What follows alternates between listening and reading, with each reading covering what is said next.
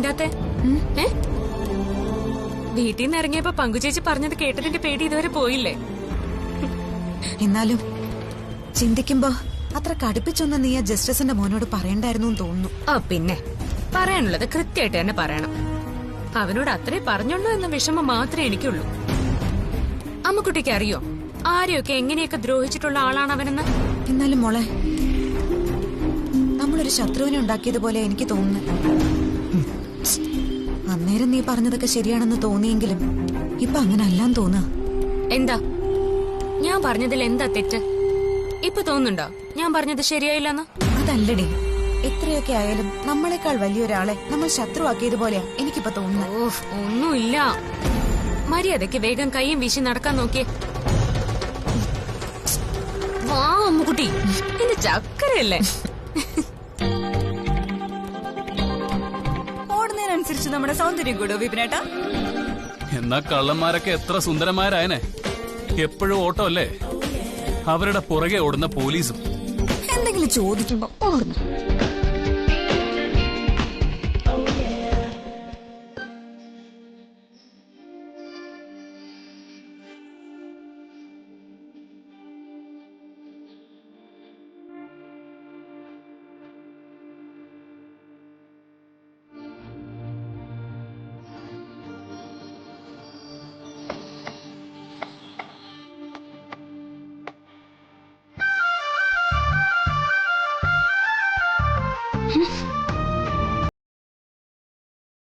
നല്ലൊരു കുട്ടി അല്ലേ? അയ്യോ, അറിയില്ലേ സുന്ദരിക്കോതകളെ? വലിയ ആട്ടക്കാരികളാ. മോൾ എന്റെ കോളേജിലാ. അതെയോ? കൂടുതൽ അറിഞ്ഞിട്ട് ഇപ്പൊ എന്ത് വേണം? അവളുടെ ജാതകവും പഞ്ചാംഗവും ഒക്കെ ഞാൻ ഒപ്പിച്ചു തരാം. മതിയോ?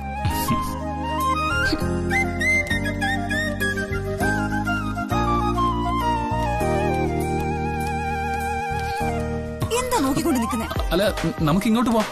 വേണ്ട, വന്നേ. അല്ല, ഇങ്ങോട്ട് വാ.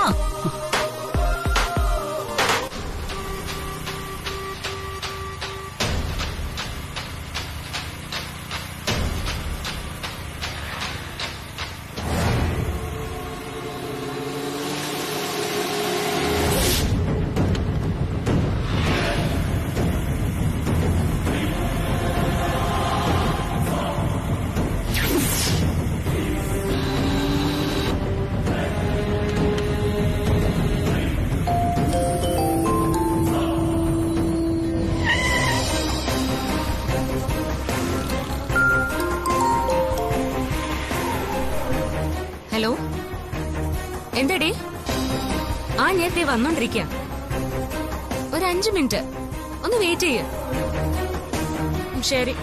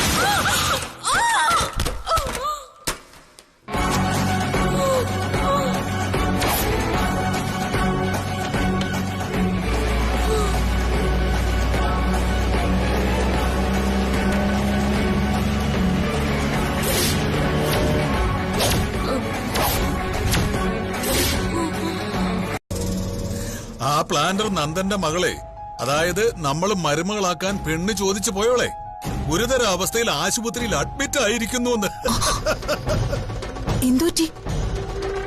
ചെറിയൊരു ആക്സിഡന്റ്. അവളുടെ സ്കൂട്ടറിന്റെ പിന്നിലെ ഏതോ ഒരു വലിയ വണ്ടി വന്ന് ഉമ്മ വെച്ചിട്ട് പോയെന്ന്. കാര്യമായിട്ട് എന്തെങ്കിലും സംഭവിക്കാതിരിക്കാൻ വഴിയില്ല. എന്നെ അപമാനിച്ചതിന് ദൈവം നൽകിയ spot punishment, spot payment.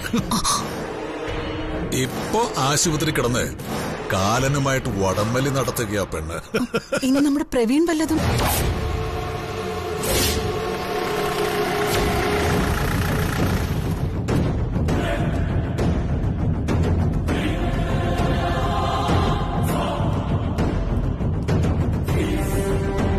Hi dad. Hi. Hi mom. Hi മോനെ. അവന്റെ ചിരിച്ചു തുള്ളിച്ചാടിയുള്ള വരവ് കണ്ടിട്ട് എനിക്ക് തോന്നുന്നത്, അവൻ അങ്ങനെ തോന്നിയെങ്കിൽ തന്നെ അതിലെന്താണ് ഇത്ര വലിയ തെറ്റ്? അല്ല എന്നാലും നമ്മുടെ ഓ,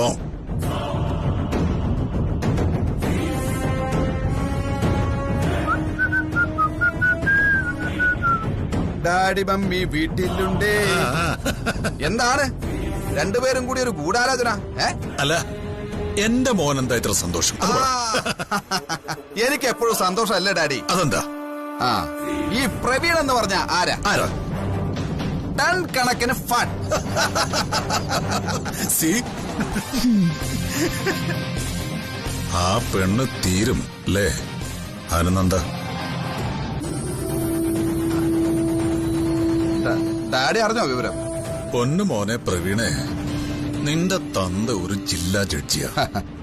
ലോ ആൻഡ് ഓർഡറിൽ എന്ത് നടന്നാലും നിന്റെ തന്ത അറിയും. നീ വിവരങ്ങൾ വിശദമായിട്ട് പറയടാ. അവളെ ഇടിച്ച വണ്ടിയുടെ വളയം പിടിച്ചത് നീയാണോ? ആണോടാ പ്രവീണെ? നിനക്ക് എന്തെങ്കിലും മനസ്സറിവുണ്ടോ?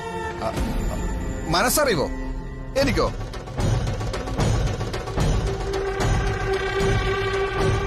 മമ്മി എന്തായി പറയുന്നേ? എനിക്കൊന്നും അറിയില്ല.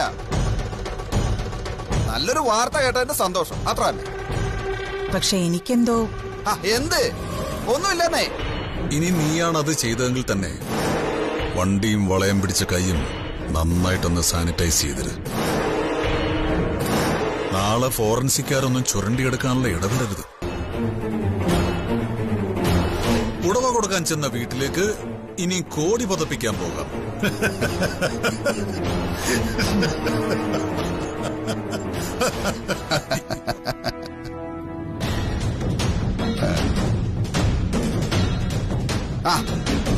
മോം, എനിക്ക് ഒരു സ്ട്രോങ് കോഫി തരൂ പ്ലീസ്. ചക്കരയല്ലേ?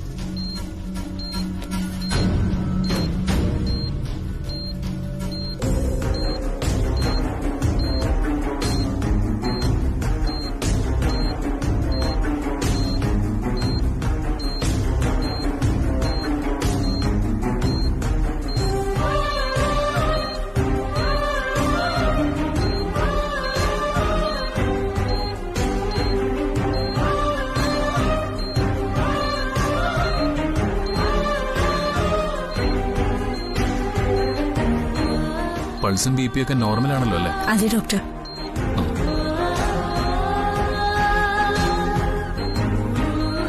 അനു കുട്ടി, അനു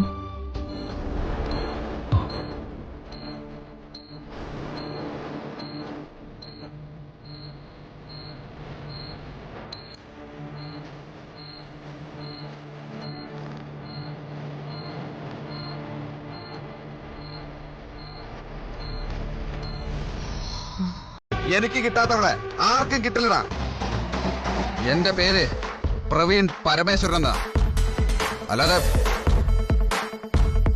കുറി വരച്ച കൊണ്ടുപോയിരിക്കും ഞാൻ. അത് ഞാൻ അവളോട് പറഞ്ഞിട്ടുണ്ട്.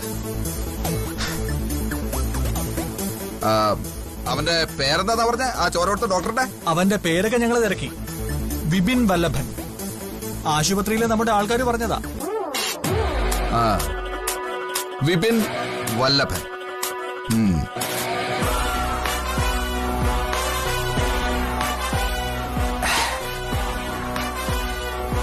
മിടുക്കനാണ് അവൻ, അല്ലടാ? പിന്നെ മിടുമിടുക്കൻ. അവൻ മിടുമിടുക്കനാണെങ്കിൽ നമ്മള് മിടുമിടുമിടുമിടുക്കന്മാർ. ഒരു 5-6 സ്റ്റെപ്പ് മുകളിൽ. ഒരുപാട് ചോര അവന്റെ ഞരമ്പിലുണ്ടെങ്കിൽ കുറച്ച് എനിക്ക് വേണം. എന്റെ ഞരമ്പ് കയറ്റാനല്ല, ചുമ്മാ റോഡിലിങ്ങനെ ഒഴിച്ചു കളിക്കാൻ.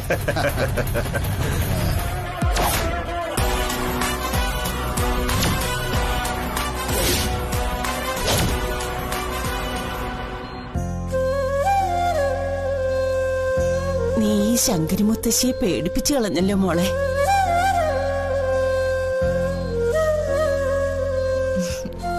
ഒന്നുകൊണ്ടും പേടിക്കണ്ട, വൈക്കത്തപ്പം കാത്തോളും. നീ അങ്ങനെ കളിയാക്കൊന്നും വേണ്ട. മുത്തശ്ശിയുടെ പ്രാർത്ഥന ചക്കിയുടെ കൂടെ ഉണ്ട്. അച്ഛക്കൊന്നും പറയാനില്ലേ? എന്തു പറയാനടാ, ദൈവത്തിന് നന്ദി പറയാനല്ലേ അച്ഛക്ക് പറ്റൂ.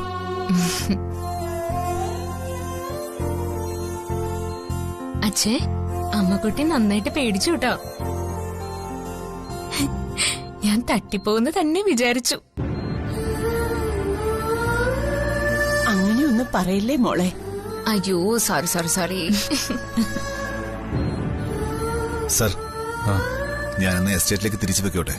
ശരി ആന്റണി, എന്തെങ്കിലും ഉണ്ടെങ്കിൽ ഞാൻ വിളിച്ചോളാം. ശരി സർ. മോളെ, അങ്കിള് പോയിട്ട് വരട്ടെ? സർ, ഒരു മിനിറ്റ്.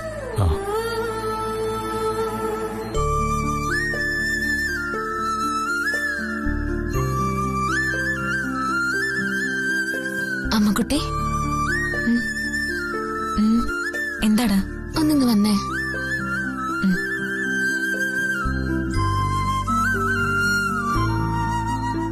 എന്താടാ? അതെ, എനിക്ക് തല നന്നായിട്ട് വേദനിക്കുന്നുണ്ട് കേട്ടോ. അയ്യോ, അമ്മ ഡോക്ടറെ വിളിക്കാം. അതൊന്നും വേണ്ട. പിന്നെ എനിക്ക് അമ്മക്കുട്ടി ഒരു ഉമ്മ തന്നാ മതി.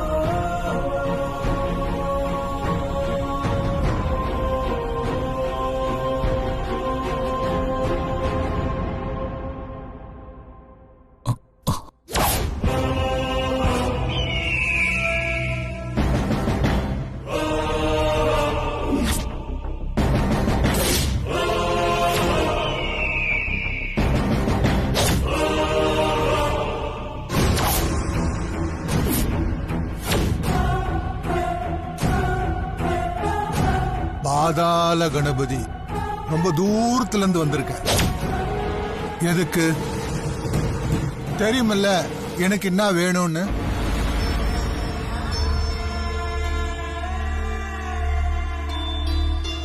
கத்தி எடுக்காம ரத்தம் சிந்தாம யுத்தத்தை ஜெயிக்கணும். இது திருக்குறள் சொன்னது. அதுக்காக நான் வெயிட் பண்றேன். வரட்டுமா?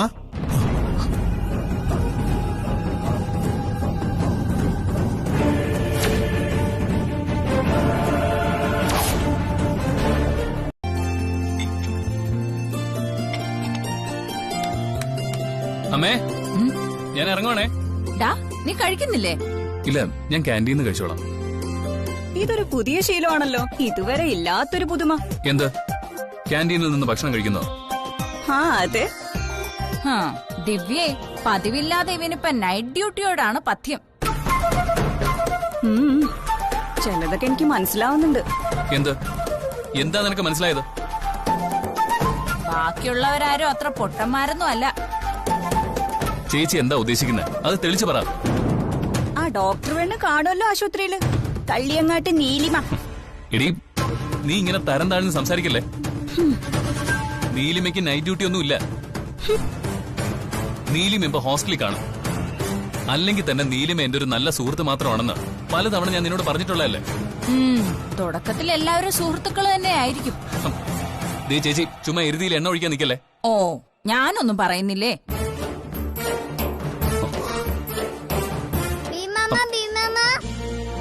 എന്താ കുഞ്ഞാറ്റെ? എന്നെയും കൂടെ ആശുപത്രി കണ്ടാവോ?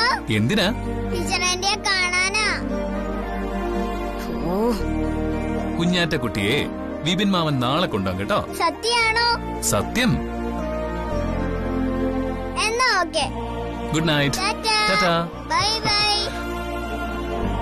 മാമ നാളെ എന്നെ ആശുപത്രി കൊണ്ടുവല്ലോ.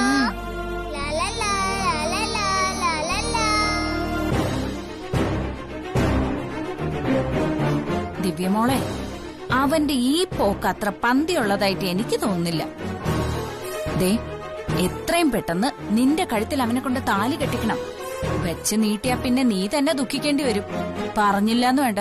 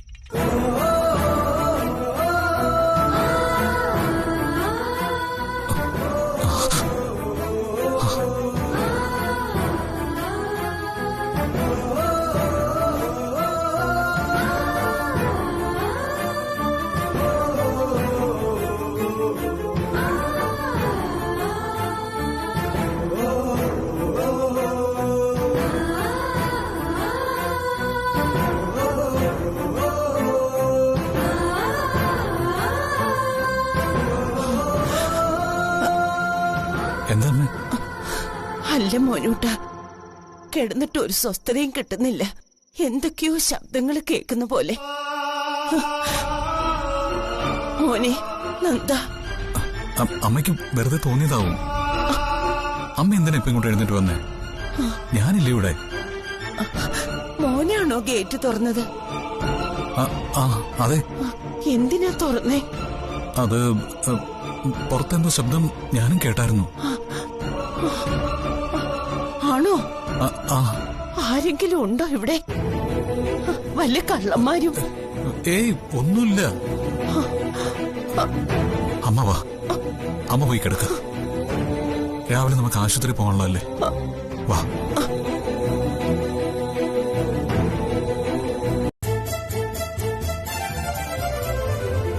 ഈശ്വരന്റെ തീരുമാനം അങ്ങനെയാവും. അതുകൊണ്ടല്ലേ ഇതുപോലൊരു കൂടിക്കാഴ്ചയ്ക്ക് വഴിവെച്ചത്. എന്താ തിരുമേനി? നന്ദാ, ദൈവനിയോഗം എന്താണെന്ന് നമുക്ക് മുൻകൂട്ടി കാണാൻ കഴിയുന്നുവെങ്കിൽ അതിന്റെ ലക്ഷണങ്ങളും കാണിച്ചു തരും. അനിമോൾക്ക് അപകടം സംഭവിക്കാനും ഈ ആശുപത്രിയിലെ ഡോക്ടറുടെ വാഹനത്തിൽ ഇവിടെ എത്താനും ഡോക്ടർ വിപിൻ ചികിത്സിക്കാനും ഒക്കെ വഴിയൊരുക്കിയത് ഈശ്വരൻ മറ്റൊന്ന് കണ്ടിട്ടായിരിക്കും. തിരുമേനി എന്താ പറഞ്ഞു വരുന്നത്? താൻ ആ ഡോക്ടർ കുട്ടിയെ ശ്രദ്ധിച്ചോ? നല്ല പയ്യനാ. ജന്മനക്ഷത്രം കൊണ്ടും നമ്മുടെ അനുമോൾക്ക് ചേരും. അല്ല ഡോക്ടർ വിപിൻ അങ്ങനെ എന്റെ മനസ്സ് പറയുന്നത്. അനുമോളുടെ മംഗല്യഭാഗ്യം തെളിഞ്ഞു.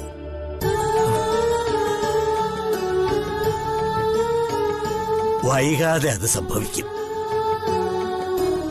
വിവാഹത്തിലേക്കുള്ള ദൂരം വളരെ കുറവാണ്. അവർ തമ്മിൽ ചേരും. സ്വാമിയെ ശരണമയ്യപ്പ.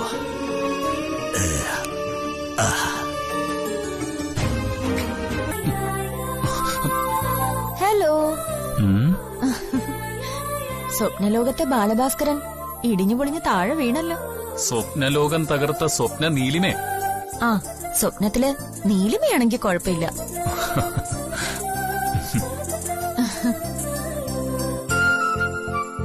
ആ, എന്നാലും എനിക്കൊരു സംശയമുണ്ട്. എന്താടോ? ഡോക്ടറുടെ മനസ്സിപ്പം ഇവിടെ എങ്ങും അല്ല അല്ലേ? അയ്യോ, എങ്ങനെ മനസ്സിലായി? എന്റെ മനസ്സ് കാശി രാമേശ്വരം വഴി ടൂർ പോയേക്കുവാ. ഒന്നും പോയടോ. ആ, എവിടെ പോയാലും നമുക്കും കൂടി ഒരു സീറ്റ് മാറ്റിയിട്ടേക്കണേ.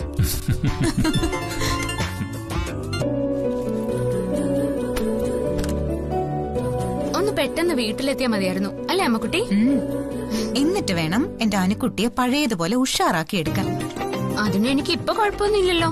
നാളെ തൊട്ട് ജോഗിങ്ങിന് പോവാനും ഞാൻ റെഡിയാ. പിന്നെ ജോഗിംഗ് ഒന്നും ഇനി ഉടനെ വേണ്ട. ആദ്യം ഹെൽത്ത് ഓക്കെ ആവട്ടെ.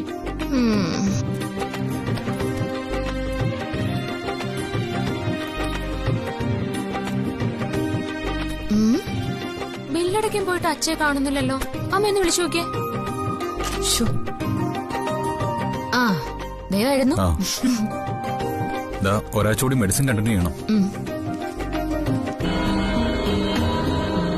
വിപിനേട്ടാ. നീയോ? നീ ഇവിടെ ഉണ്ടായിരുന്നോ? ചിലരെ കണ്ണുണ്ടെങ്കിലും കാണാൻ പറ്റില്ല. അതങ്ങനെ. അതൊരു പ്രത്യേക തരം അസുഖ. തിമിരമൊക്കെ പോലെ. ഡോക്ടർക്ക് നന്നായിട്ട് അറിയായിരിക്കും. നീ മുള്ളു വെച്ച സംസാരം ഒന്ന് നിർത്തും. ഹോ, ഞാനൊക്കെ സംസാരിച്ചിട്ട് എന്ത് കാര്യം? ഞാൻ പറയുന്നത് വല്ലോ ആണോ കാര്യങ്ങള്? അല്ല, രാജകുമാരിക്കുള്ള ശുശ്രൂഷയൊക്കെ കഴിഞ്ഞോ? എനിക്ക് മനസ്സിലായില്ല. അല്ല, മറ്റവൾ ആശുപത്രിയിൽ നിന്ന് ഡിസ്ചാർജ് ആയി പോയിന്ന് കേട്ടു. അതായിരിക്കും ഡോക്ടർ വിപിൻ വല്ലഭന്റെ മുഖത്തൊരു തെളിച്ചം. നീ ആരുടെ കാര്യം പറയുന്നേ? ഓ, പൊട്ടന്റെ മുന്നിൽ ശങ്കൂതുന്ന പോലെയാണല്ലോ എന്റെ സംസാരം. ഞാൻ അവളുടെ കാര്യ പറഞ്ഞത്, ആ ആട്ടക്കാരിയുടെ. അവളെ രക്ഷിച്ച ഡോക്ടറാ ഇപ്പൊ ക്യാമ്പസിലെ ഹീറോ, ഡോക്ടർ വിപിൻ വല്ലഭൻ. ഒരു രോഗിയെ രക്ഷിക്കാന്നുള്ളത് ഡോക്ടറുടെ കടമയാ. രോഗിയെ രക്ഷിക്കുക എന്നുള്ളത് ഡോക്ടറുടെ കടമയാ. രോഗിയെ പ്രേമിക്കുക എന്നുള്ളത് കടമയാവാതിരുന്നാ മതി. നീ എന്തൊക്കെയായി പറയുന്നേ? ഞാൻ പറഞ്ഞേ ഉള്ളൂ. എന്റെ മനസ്സിൽ എന്ത് തോന്നിയാലും ഞാൻ പറയും. അറിയാലോ. പിന്നെ എന്റെ ചില ഊഹങ്ങളൊന്നും തെറ്റാറുമില്ല.